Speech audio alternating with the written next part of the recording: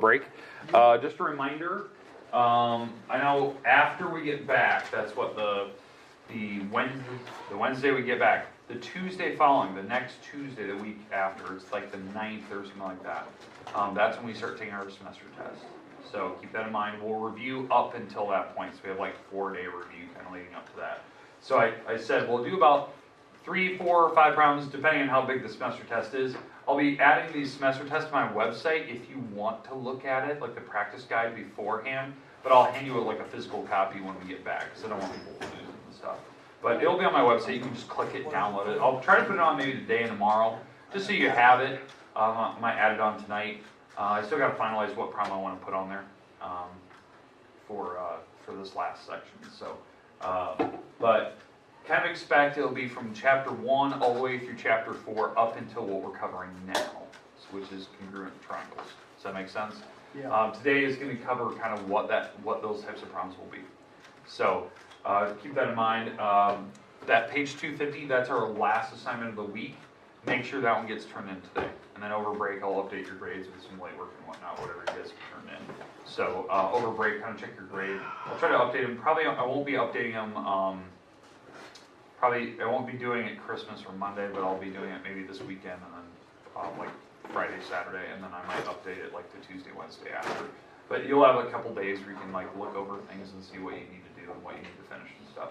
Because we have what, a week and a half before we get back or something like that. So you'll have plenty of time to know like what you're missing for me and what you need to get done. So keep that in mind. Check the website, check JMC. But I would, for you guys, I would expect maybe like next Tuesday you'll know exactly like, oh, I'm missing this one assignment, something like that, or you'll see your grades updated. Just because the weekend's kind of busy. So when do we come back? Like what day do you know? It's a Wednesday, January 3rd.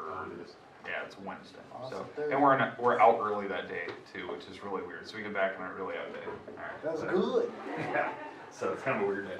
But anyways, today we'll take a few notes, and then we'll be done kind of early today. Tomorrow we have what, 20-minute classes, weather permitting tomorrow. Just come in here, be ready to go. We might play a game or something like that tomorrow. I'm not going to do anything too heavy, and I'm not going to assign anything. So kind of come in here with the idea that we're going to probably just kind of relax that day, and we'll see what we're going to do that day. So anyways, let's talk about the actual section that we're in. We're in section 4.3, which this section was called Congruent Triangles.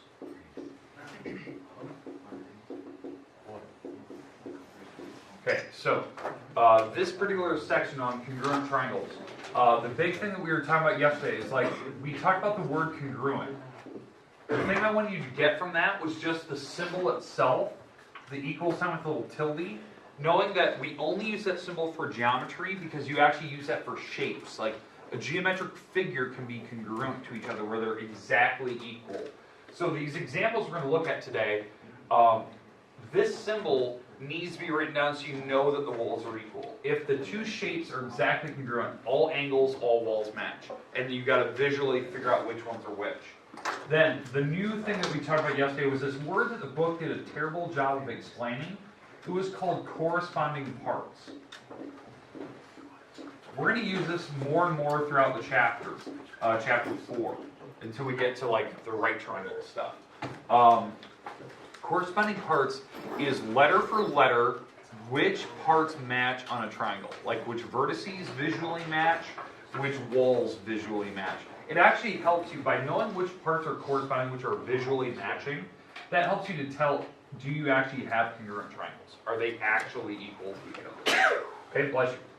Then the last thing we're going to do today, bless you again, we're going to do a couple examples today of congruent triangles. Now, we did one theorem yesterday, so if you were not present in class yesterday, you want to watch that video.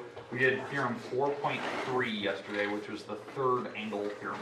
The third angle of any triangle is equal if the first two match another triangle. So, and it was based on the homework that we had. But the goal today is to do some examples. So let's start with just kind of an easy one, then I'm going to put some examples up on the board. So let's go with, in fact, instead of just doing a triangle, I'm actually going to do a random shape here, just so you can see this. Okay, let's just give these some letters here. Let's call this A, B, C, D, and D. Okay, so it is not a triangle, it is a, what is that, a 5-sided figure pentagon kind of a thing? Let's go over here and let's draw kind of a similar looking figure. Imagine that my artistic talent was exactly perfect, which it's definitely not.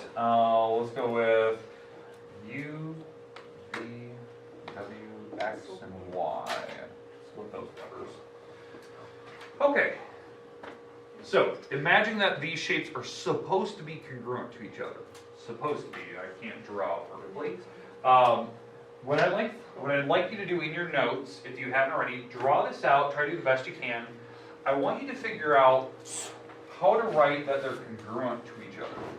What I mean by that is I need to know what letters I put up front and what letters I put behind. Okay, so that's what I want to know. Now, we've already talked about this as a pentagon. So when you're writing those congruent letters, you actually have to draw a mock picture out front of it. That's how they always work. You draw a mock picture, then you put the letters behind it, and so there should be 5 letters, right? So let's start on the first one here, and hopefully you're drawing this. Give me these letters in an order that you like. Now, when you do that, you can start with any letter you want, and you can go any direction you want. Clockwise or counterclockwise, I really don't care. Don't feel obligated to go in alphabetical order. But just start with one and then rotate. So somebody give me one of the letters to start with. D. Okay, I heard E. D. E? D. D, okay, sorry. E. Okay, so D. Okay, so Jack wants to start with the letter D. Okay? Which direction do you want to spin, Jack? Do you want to go clockwise or counter? Counter. Counterclockwise. So we're going to go counterclockwise, so we're going to go E, A, B, C. E, A, B, and C. Okay, so those are all my 5 letters. We started here, and we worked our way around all the way till the end. Okay? Now, on the other picture, now you have to have it the exact same letters in the right order. So the picture's got to look the same, so you're going to draw that mock picture. Now, since Jack picked the letter D, what letter do we have to pick? X. Yeah, we have to pick X. X and the letter D are visually matching parts from the 2 pictures. If you can't tell why, it's the bottom of the ramp. It's the bottom of the diagonal. So that's why we have to start with the letter X. Now, here's the goofy part. Now we have to go in the right order. Since Jack went counterclockwise, you don't have to go counterclockwise over here. You have to go with what letter matches the next one. So he went D-E. So what letter matches? X, Y. Yeah, it's X, Y. And now you know the direction you have to go. U, V, W. Exactly. So since we started here and we had to go up, because it had to match the letter E visually, now we have to go Y, U, V, W, like I said. U, V, W. Okay, does that make sense, like how you have to go letter for letter visually, which parts match? For some reason, some people can't see that. They always try to go like alphabetical order. They don't even think like you have to go letter for letter matching parts. That's based on this word. It's based on corresponding. So the letter for letter have to match.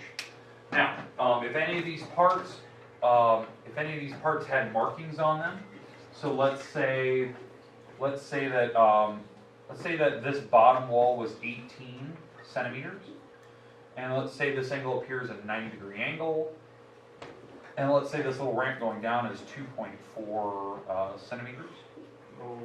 Okay.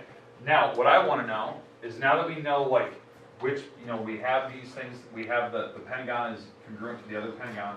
What is the length of X, Y? What is the actual measurement? In fact, I'm going to leave that little bar off it. How long is X, Y in length? Say it again? 2.4. 2.4. Okay. So X, Y is 2.4 centimeters. The reason being, since this picture had 2.4, this one has to be 2.4, because we know that the pictures are exactly congruent to each other. That's why I can transfer that number directly over. Okay? What is the angle? What is the measure of angle U? 90. 90.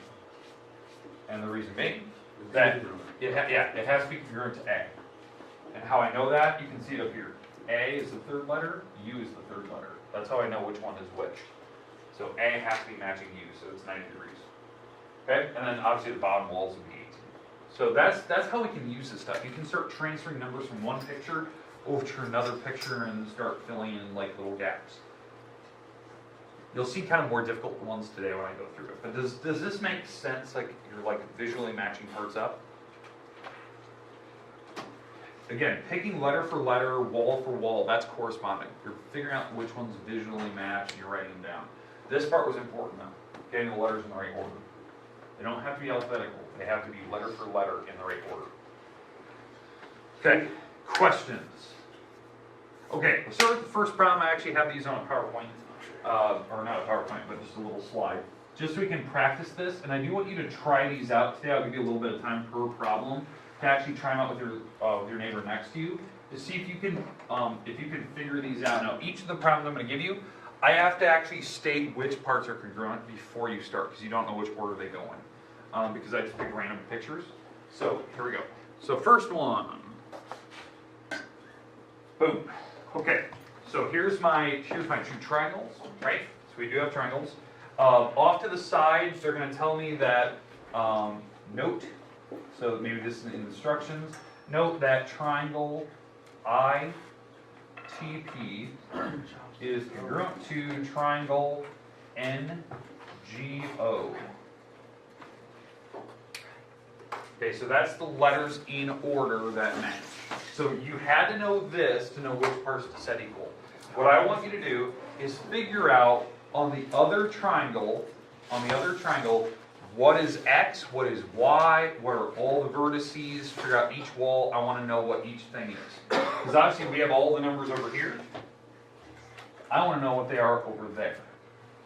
And I need to know what X, Y is. That's the important thing. So what I'd like you to do right now, take 2 minutes, draw this problem out.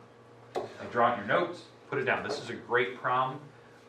This is a perfect type of problem that's for like a test, homework, something like that, because it requires that you know this concept of corresponding, and number 2, you have to do a little bit of solving. You have to solve for Y, you have to solve for X, do a little bit of common sense.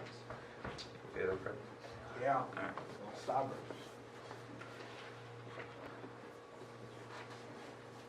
So I'd like you to draw this thing out, and then what we're gonna try to do is I would like you to try to figure out what X and Y is, and what each of the walls are, and all that good stuff.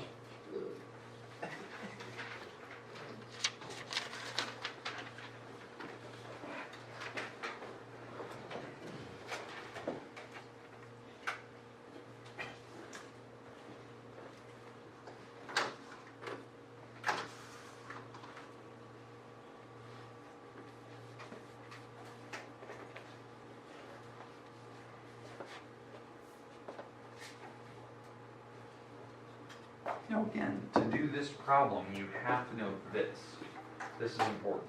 To know which letters match, which walls match. Without that, you wouldn't know. You wouldn't know how they match up. So you have to use this little thing right here. Note this thing.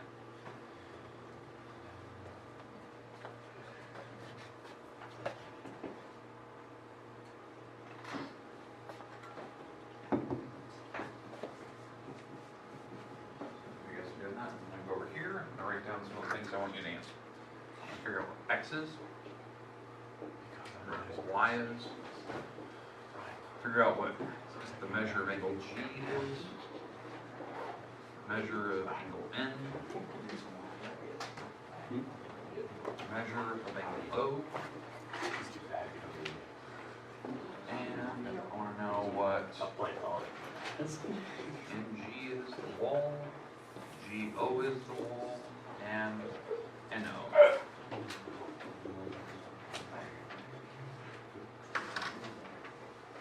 Okay, again, first thing you should probably start with is solve for the X and Y. Figure those out first. Then we can do the other parts. So I want to know what each vertex, each wall is. Questions?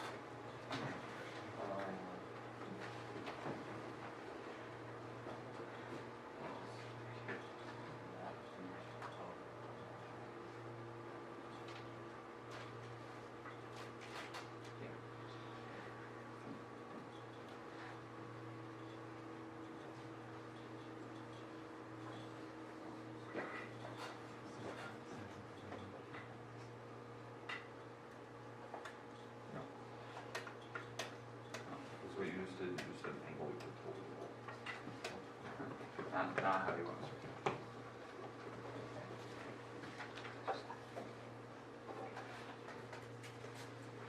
again, whole point, find X and Y, I'd probably do those first. Then go after each angle of each wall.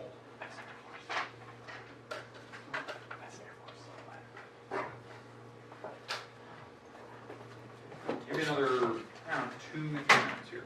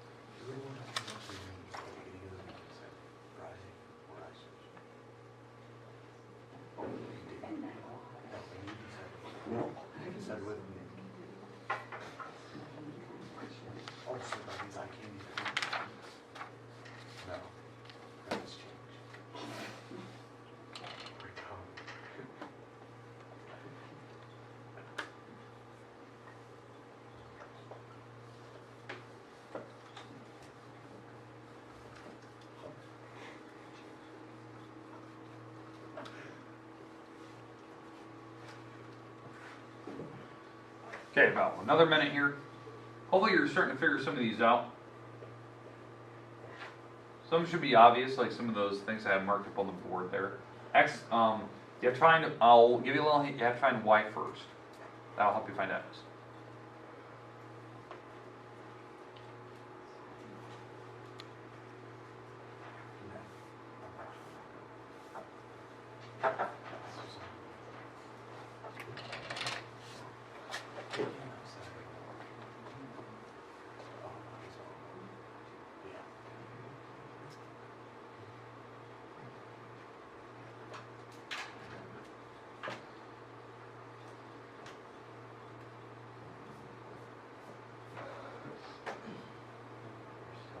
Okay, here we go. Let's get started here. All right, to start this problem, we can start transferring some numbers over right away.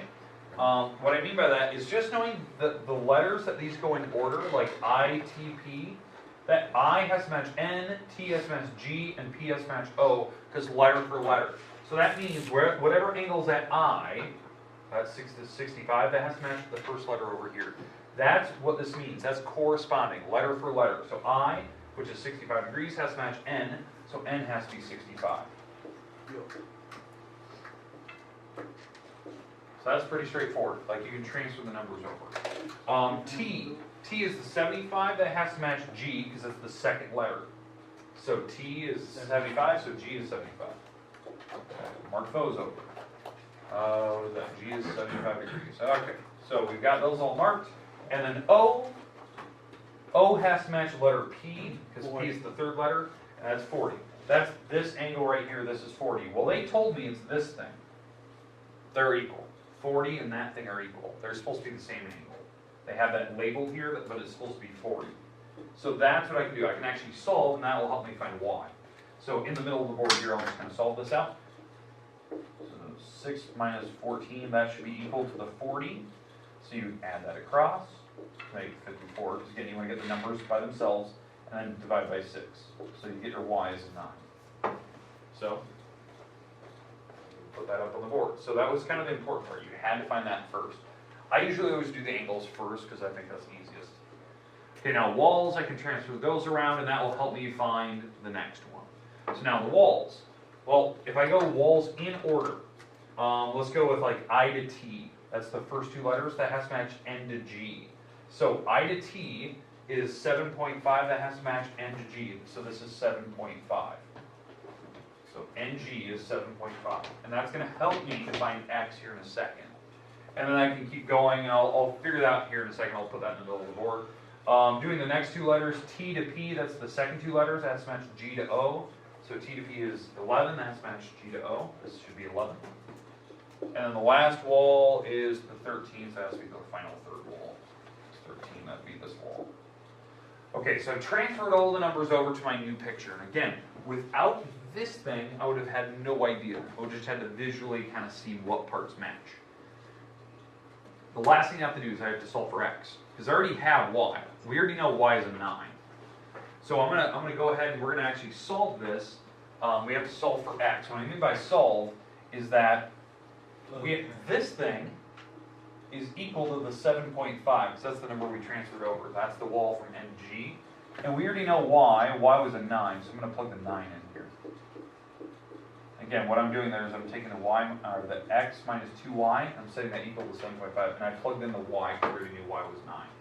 So this is 18. And the last step, you just have to add 18 over. Is that 25.5? Watch that. That's your x. 25.5. Again, the trick was you have to find one letter, and that helps you go find another letter. I think that is a perfect problem for a test or homework, because it's not difficult, but you do have to have a little bit of common sense to go figure out the letter X. You have to find Y first and go solve. Okay, questions, comments about how to use this congruent parts? All right, perfect. Hopefully that makes sense to you. Okay, next one. I'm trying to pick some easy ones in the beginning here. We'll kind of ramp up the difficulty here in a little bit. Okay, so same idea. Same exact idea. So now, next one.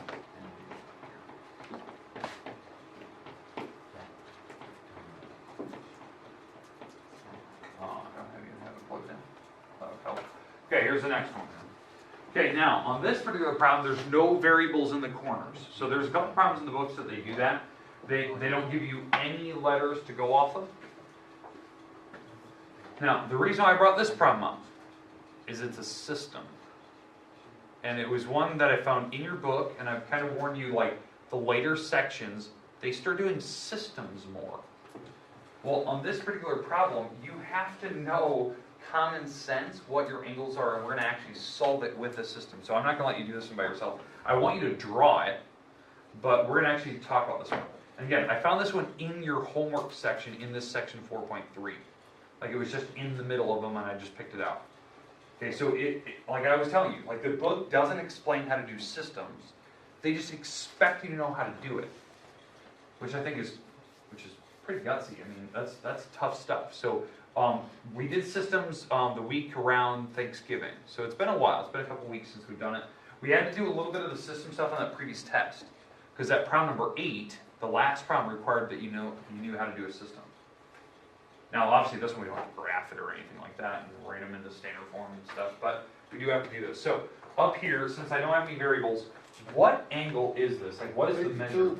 Say it? 52. 52. How do you know it? The lines and that arrow point right there. Yes, little bubbles. That has to be 52. You can visually see that from the picture. Most people wouldn't catch that. You have to see that the arcs are the same. They have that little pink arc thing. I marked it in blue. But those angles have to be the same. So this 15x minus 8y, that has to be the 52 degrees. Okay, does that make sense now? What that little pink bubble means. Okay, now on the other one, this one is the goofy one. That angle is not 52. What is it? 38. It's 38. Now, here's my question. How do you know that it's 38? Have to add up. Because you have 52 and 90. Exactly. Have to add up. Yeah, it has to add up to be 180 because it's still a triangle. So we can actually find that missing angle. So 6x plus 14y has to be 38 because, again, this is still a triangle, so that angle has to be 38 because the triangle has to add to be 180. So that's how I'm going to find it. Now, do you see that it's a system? Okay, so we're going to actually solve this with system rules. Let's pick a letter X or Y. Y. Y, okay, fine. I like that because you pick the ones that are already opposites, so that's good. Now, here's the tough part. We have to make these numbers the same digit. We have to make them the same digit. So you're thinking, okay, 8 can go into 8, 16, 24, 32, what's another one? 48, 56. I think 56 might be the one that works. I think we want to make both of these 56s. So on the top row, what do I have to multiply on an 8 to make 56?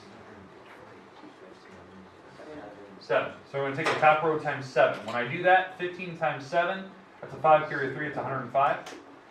8 times 7 is 56, and it is negative. And then 7 times 52 is a 4 carried over 364. If I did my math right in my head. And then the bottom one, I'm going to multiply this bottom row because I need to make this a 56. I'm going to multiply the bottom row by 4. Okay? Alright, so multiplying the bottom row by 4, that's 24 x's, 56 y's, 56, and then 4 times 38, that's a 2 carry a 3, 152. 12 plus 3? Yes.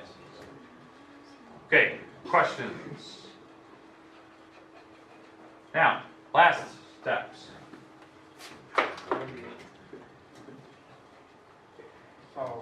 Solve. Okay, so how do we solve that? What's the next step that I have to do? Make a whole part negative. I don't need to make it negative because they're already opposites. So what can I do next? Subtract. Yeah, in fact, it's not subtracting, it's just adding. You're just going to add straight down. The x's go away. This turns out to be 129 x's.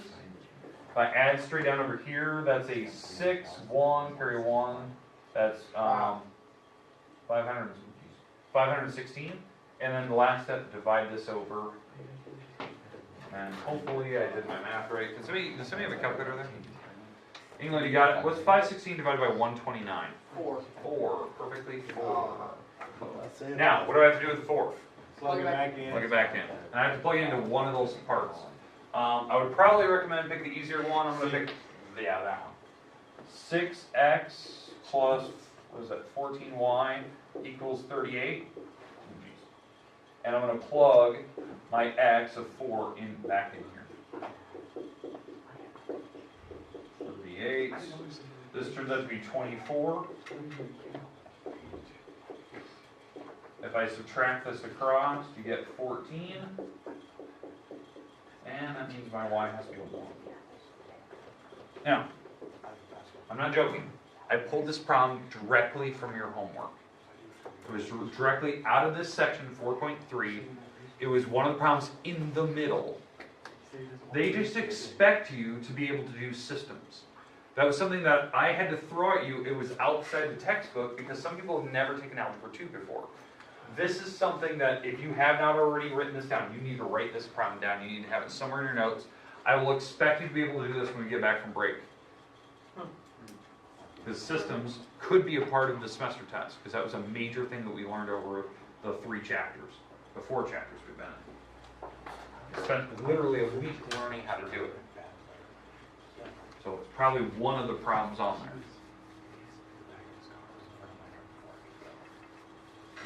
Okay, last problem of the day.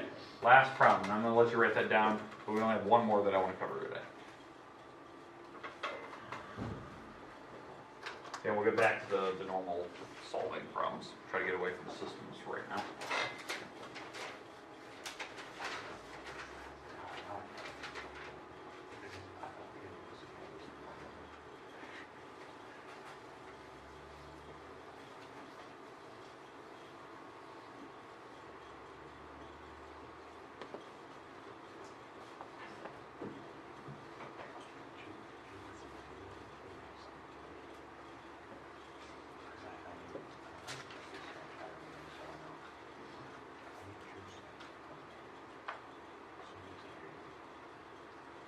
All right. Anyone else need it? I know we have a couple people still writing.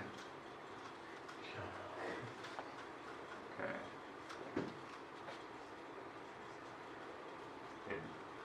Jenna, you good? Okay. Hacknell, are you good? Yeah. Okay.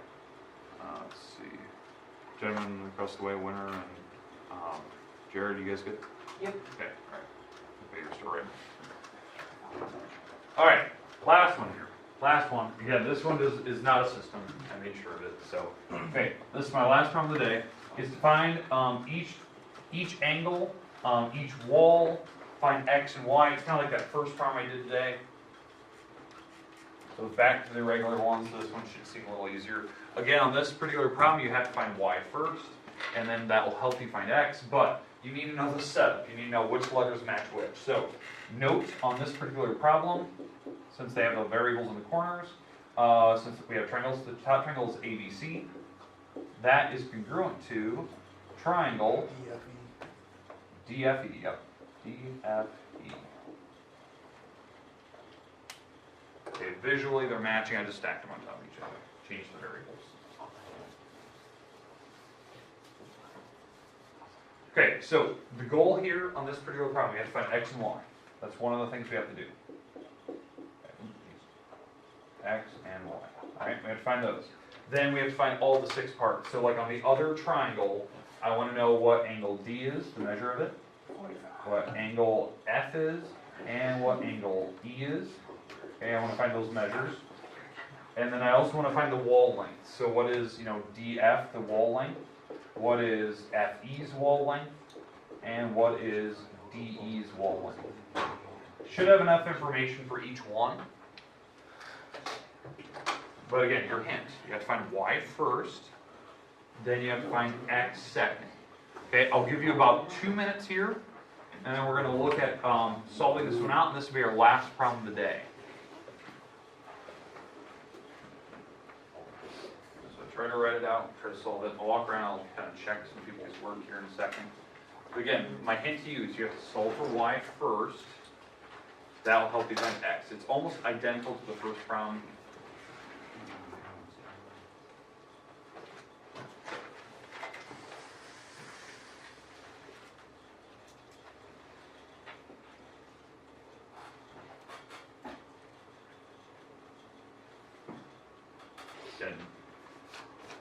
Perfect type of problem for this section.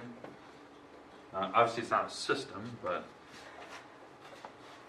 this is more or less what I would expect if I was looking at these sections, trying to figure out what type of homework that would be the type.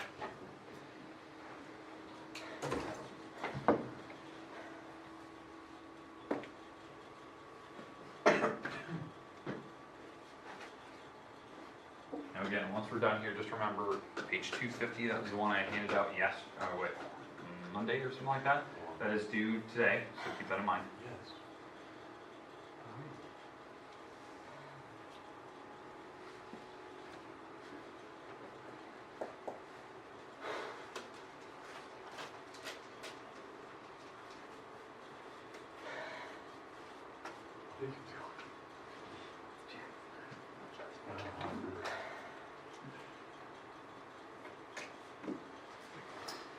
Okay, about another minute or so here. I want to walk around and see kind of what you guys have. Should have at least the walls and angles written down. At least you should have some of those at least written out.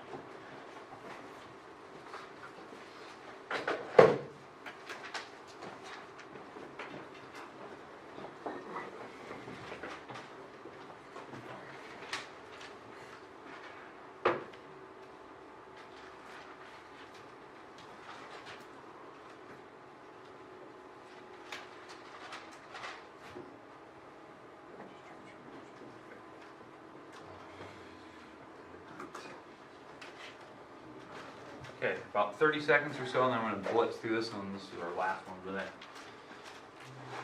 Sit down and light a couple of them. Go through.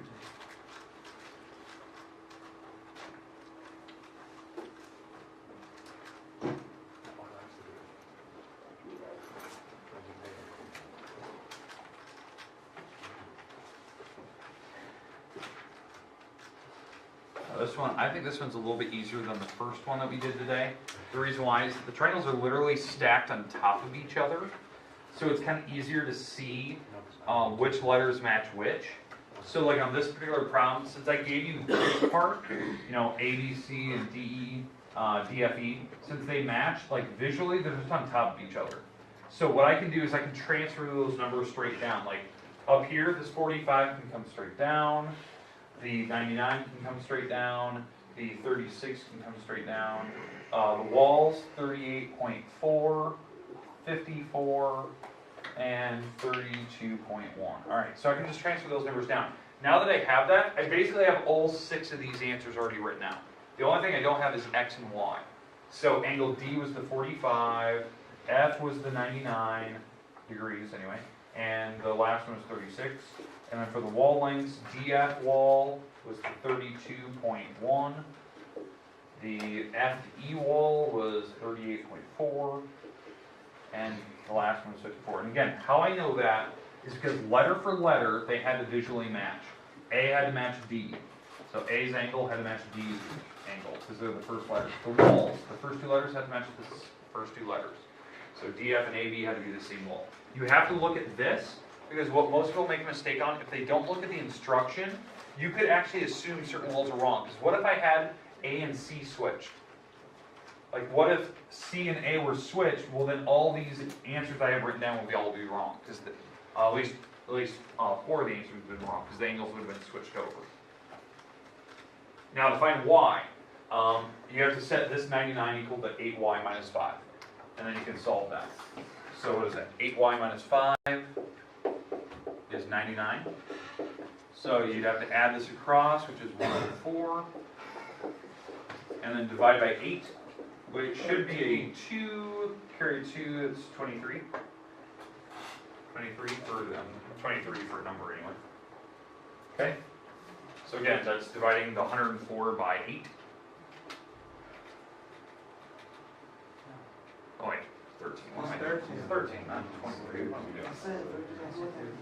13, I was carrying the number down. Alright, anyways, is there any questions with how I found 13? Taking 104 divided by 8? Ignore my 23. Now that we have the 13, now I can plug that in here. So 2 times 13 plus x, that wall, because now I have the y, that wall should be the 38.4. And so this turns out to be 26, and you can subtract that over.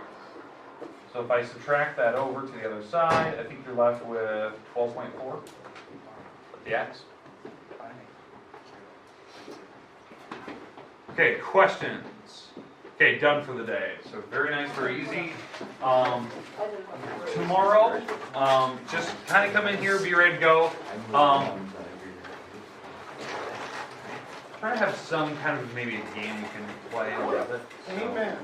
So we'll try something that can definitely. Tic-tac-toe. Check.